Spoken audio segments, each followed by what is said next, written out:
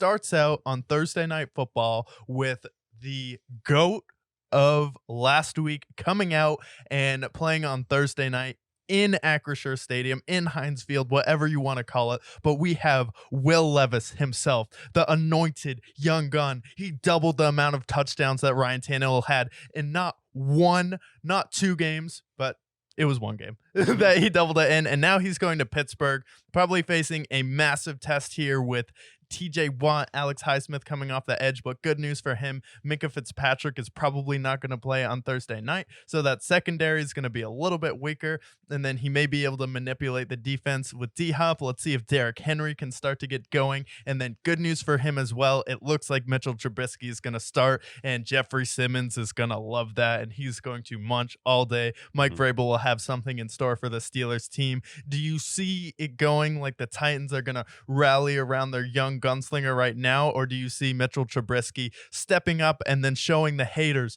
and the doubters wrong why he's someone who should have won a playoff game if it wasn't for an awful kick?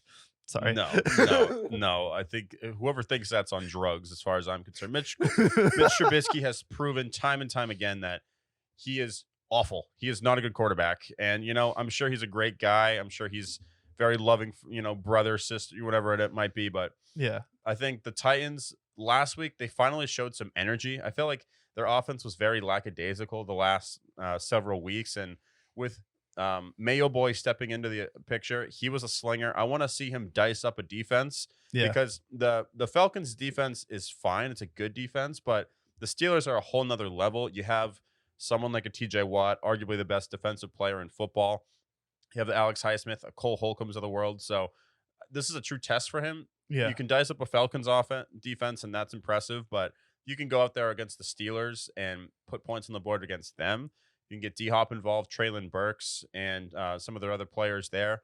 Then that'll be impressive. This is a real test for him, especially on the short week. The Steelers are a little banged up, but the thing is like all he really needs to do is score 2 touchdowns, and then Derrick Henry scores another one, and that should be enough. Just keep secure of the ball and have Derrick Henry get going, and this team should win on Thursday night with the Steelers offense, with Mitchell Trubisky. I called them the Guantanamo Bay Steelers earlier in this season.